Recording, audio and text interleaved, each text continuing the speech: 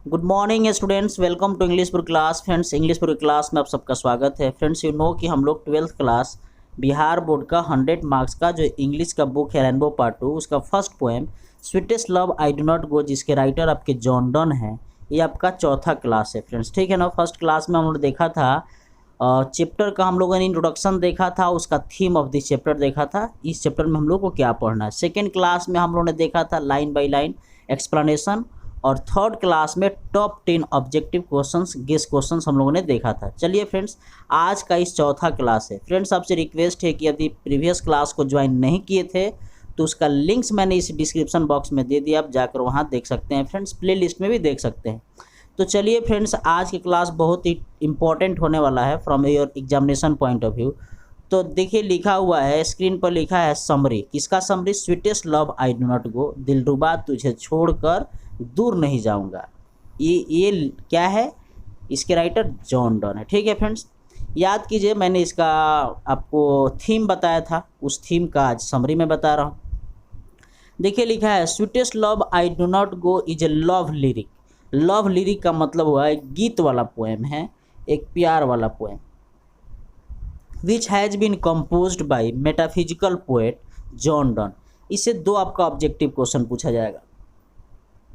पहला objective question पूछा जाएगा कि sweetest love I do not गो के राइटर कौन है, तो जॉन डन आ जाएगा, जॉन मिल्टन आ जाएगा, शेक्सपियर आ जाएगा, है ना, जेफरी चौसर आ जाएगा, तो आपको बताना पड़ेगा John Donne.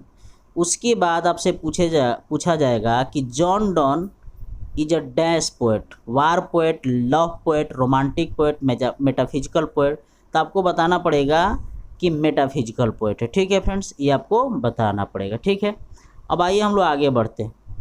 He was born in 1572 in London into a Roman Catholic family।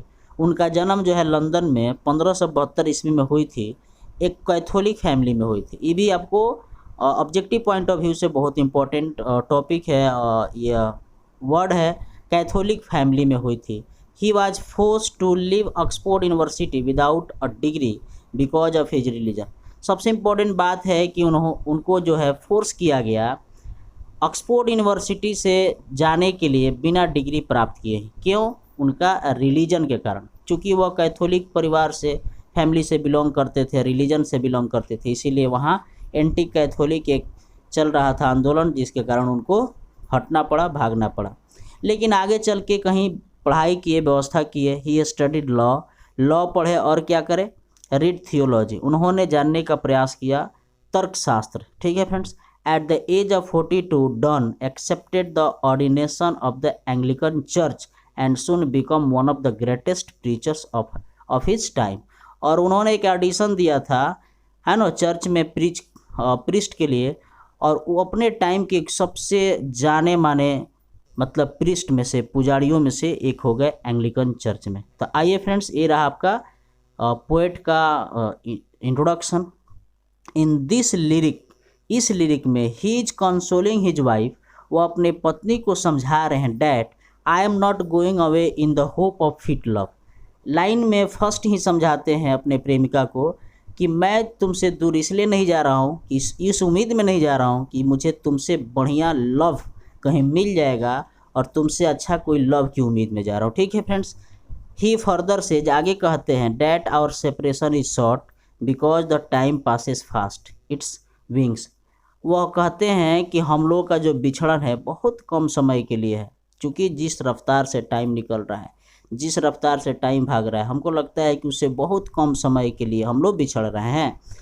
आगे लिखते हैं, I will return to you soon, मैं तुम्हारे पास बहुत जल्द ही जो है लौट के चला आऊँगा। Therefore you should not mind it, तुम्हें इसे क्या करना चाहिए? बुरा नहीं मानना चाहिए। बट आगे भी कहते हैं, आगे क्या होता है, she only adds to her own happiness.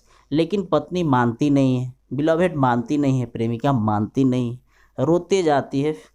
तब क्या करते हैं? बाई साइंग इन वीपिंग, रोते हुए, बिलखते हुए कहते जो है, समझाते हैं कि you will only waste yourself by sighing and weeping. बात में समझाते हैं कि अगर तुम इस तरह से रोगी, इस तरह से बिलखोगी, तो सिर्फ और सिर्फ तू अपने आप को ही बर्बाद करोगी, अपने आप से दूर जाओगी।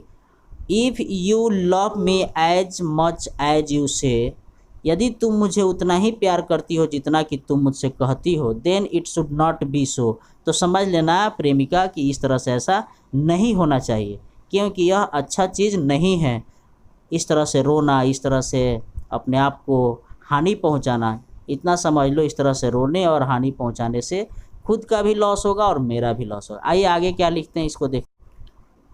ही प्रोहिबिट्स, प्रोहिबिट्स का मतलब मना करते हैं, हर इमेजिंग एनी मिसफॉर्चून बिफॉलिंग हिम, वह मना करते हैं कि अपने पवित्र दिल में मेरे प्रति पहले ही से कोई दुर्विचार मत सोच लो, कोई मतलब गलत भावना तुम्हारे मन में ना आ जाए, इसलिए तुम इस तरह से न किया करो, ठीक है ना।